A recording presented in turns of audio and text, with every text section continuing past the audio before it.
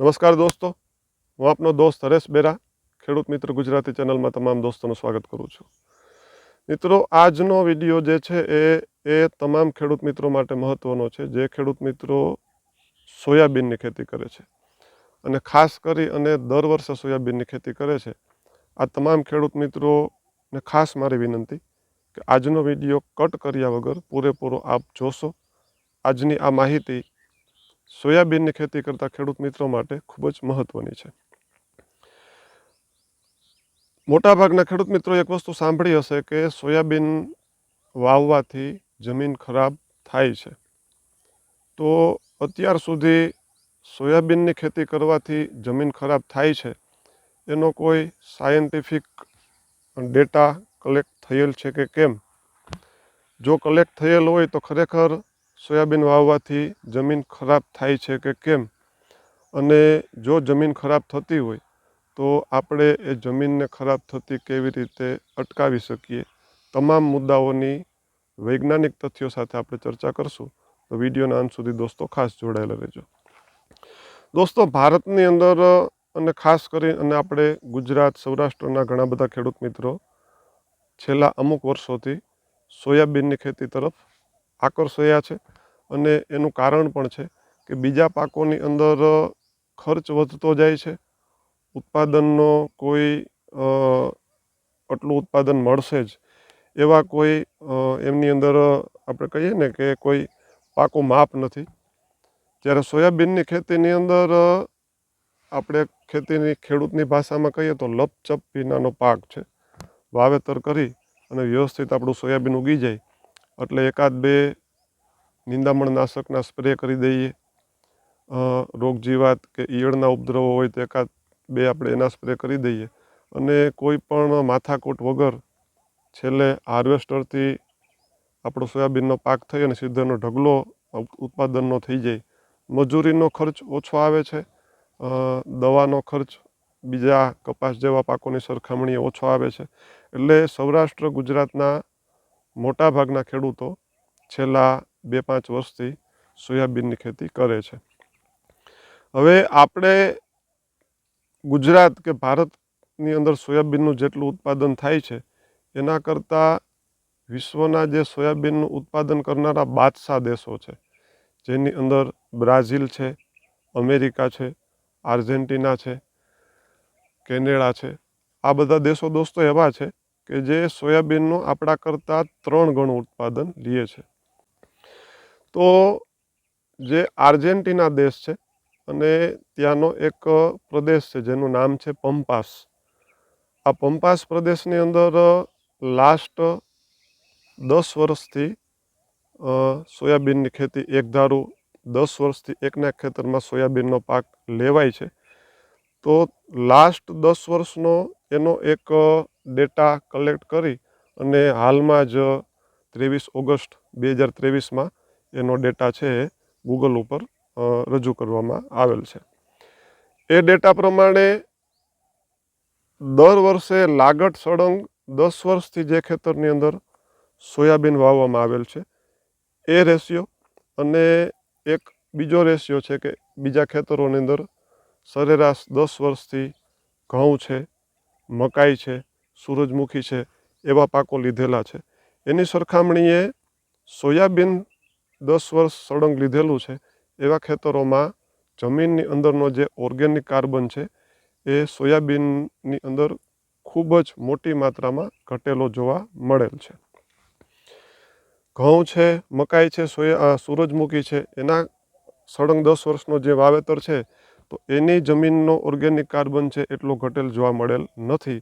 પરંતુ સળંગ 10 વર્ષથી જે ખેતરમાં સોયાબીન વાવેલ છે એમાં હેક્ટરે 8.1 ટન જેટલો ઓર્ગેનિક કાર્બન છે એ જમીનમાં ઘટેલો જોવા મળેલ છે. આવો રિપોર્ટ છે અને ખૂબ જ જે તે દેશની પ્રતિષ્ઠિત જે અહેવાલ કાઢનારા કંપનીઓ છે એના તરફથી આ અહેવાલ રજૂ કરેલો છે.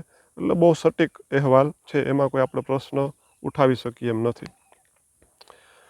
હવે ઓર્ગેનિક કાર્બન માત્ર ઓર્ગેનિક કાર્બન ઉપર આ ડેટા છે, એટલે આપણે ખેડૂત મિત્રો તમામ આપણી ચેનલ જે રેગ્યુલર મિત્રો જોવે છે, આપણે ઘણા બધા ઓર્ગેનિક કાર્બન વિશેની માહિતી આપેલ છે કે ઓર્ગેનિક કાર્બન છે એ આપણી જમીનનું અમૃત છે, આપણા જમીનનો પ્રાણ છે, આપણી જમીનની આત્મા છે.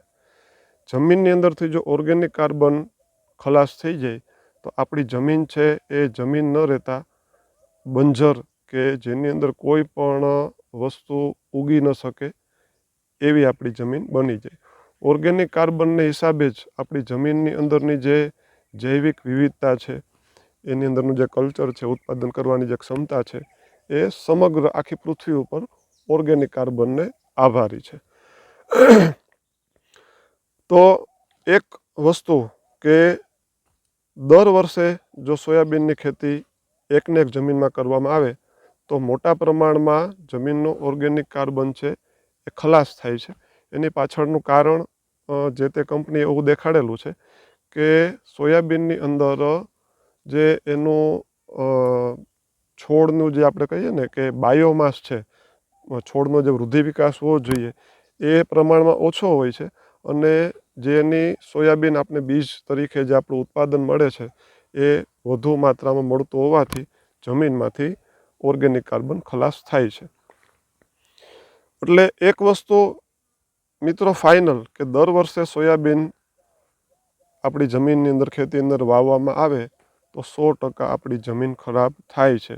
ભારત જેવા દેશોની અંદર આવા પ્રયોગો કે આવો ડેટા એકત્ર કરવામાં આજથી કદાચ શરૂઆત કરે તો 10 વર્ષ પછી આપણે ખબર પડે કે આપણી જમીનની અંદર દર વર્ષે સોયાબીન વાવવાથી જમીનનું ઓર્ગેનિક કાર્બન ખલાસ થઈ ગયું છે, અને 10 વર્ષ પછી આપણે એ સમજણ આવે.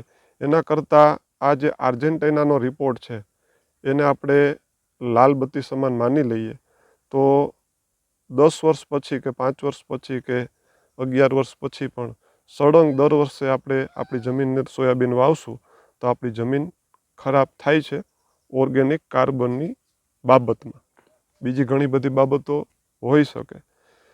તો એક વસ્તુ આપણે સોયાબીનની ખેતી કરનાર ખેડૂત મિત્રોએ ખાસ ધ્યાનમાં રાખવા જેવી બાબત એ છે કે દોસ્તો આપણી જમીનની અંદર આપણે દર વર્ષે સોયાબીન વાવવા કરતાં ઓર્ગેનિક કાર્બન ઘટે છે એ ફાઇનલ બાબત માની લઈએ આપણે રિપોર્ટના આધારે.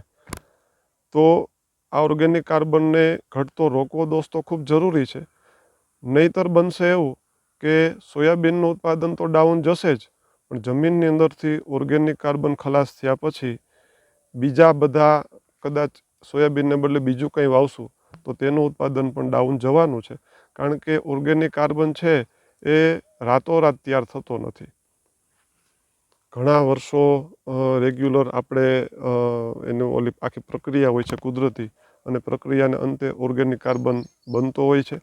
અને દર વર્ષે આપણી જમીનની અંદર આપણે બાયોમાસ છે, છાણિયું ખાતર છે કે કોઈ પણ ઓર્ગેનિક મેટર છે એ મેળવીએ તો ઓર્ગેનિક કાર્બન છે એ અકબંધ રહેતો હોય છે.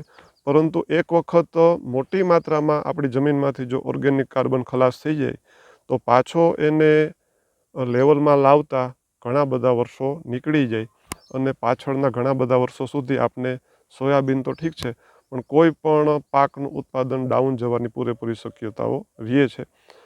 આ માત્ર ને માત્ર આપણે જે આર્જેન્ટિનાનો રિપોર્ટ છે એના ઉપરથી આપણે નક્કી કરી શકીએ. તો આપણે ખેતી જે ખેડૂત મિત્રો સોયાબીનની કરે છે તે મિત્રો આમાંથી જો આપણે બોધપાઠ લઈ અને આપણે સમજવાની વાત આવે દોસ્તો, તો આપણે એક વસ્તુ સમજી શકીએ કે આપણે દર વર્ષે જો સોયાબીન વાવતા હોય તો દર વર્ષે સોયાબીન વાવવાથી બચવું જોઈએ. એક વસ્તુ કદાચ માની લઈએ કે ભાઈ સોયાબીન સિવાય કોઈ વાવેતરનું ઓપ્શન જ નથી, તો સોયાબીનની ખેતી પૂરી કર્યા બાદ તે જમીનની અંદર ઓર્ગેનિક કાર્બન છે મોટી માત્રામાં ઘટે નહીં, અને પાછો એમાં ઓર્ગેનિક કાર્બન છે એ રિપીટ થાય. તેના માટે આપણે તેમાં વધુ માત્રામાં આપણું સેન્દ્રિય છાણિયું ખાતર છે, અથવા તો બાયોમાસ છે કે કોઈ પણ પાકના અવશેષો જમીનની અંદર ઉમેરી અને પાછો આપણો જે ઓર્ગેનિક કાર્બન છે જે ઘટી ગયો છે એ પાછો એની પૂર્તિ થઈ જાય એ પગલાં આપણે લેશું તો પણ સોયાબીનની ખેતીથી જે જમીન આપણી બગડવાના ચાન્સીસ છે એમાં આપણે ઘટાડો કરી શકીશું. મિત્રો, આ રિપોર્ટ છે એ અંગ્રેજીમાં છે અને ડિસ્ક્રિપ્શન બોક્સની અંદર આપણે આખો એ આર્ટિકલ છે એ અંગ્રેજીનો અને ગૂગલ ટ્રાન્સલેટ દ્વારા ગુજરાતીમાં એને ટ્રાન્સલેટ કરી અને આખો ગુજરાતીમાં પણ આપણે ડિસ્ક્રિપ્શન બોક્સમાં આપેલો છે. વધુ માહિતી માટે આપ આખો આ રિપોર્ટ જોઈ શકો છો. અને આ માહિતી જો આપને ઉપયોગી લાગી હોય તો આ માહિતી બીજા ખેડૂત મિત્રો સુધી શેર કરવા ખાસ વિનંતી. કારણ કે દરેક ખેડૂત મિત્રો જે સોયાબીનની ખેતી કરે છે તેના માટે આ માહિતી ખૂબ મહત્ત્વની છે. ખેતી છે એ માત્ર એક પેઢી પૂરતી સીમિત નથી. આવનારી પેઢી પણ આ જ જમીનમાંથી સારામાં સારું ઉત્પાદન લઈ અને ખેડૂત તરીકે પોતાના પરિવારને આપણે એમ કહીએ ને કે સારામાં સારું એને ખેતીના ઉત્પાદનથી એની પ્રગતિ, એનું જીવન નિર્વાહ કરી શકે.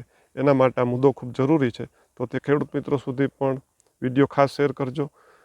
માહિતી સારી લાગી હોય તો વિડીયોને લાઇક કરજો, ચેનલને સબસ્ક્રાઈબ કરજો. ફરી મળશું આવતા વિડીયોમાં કોઈ સરસ મજાની માહિતી સાથે. ત્યાં સુધી રજા લઈએ. જય જવાન, જય કિસાન, જય હિન્દ, વંદે માતરમ. ધન્યવાદ.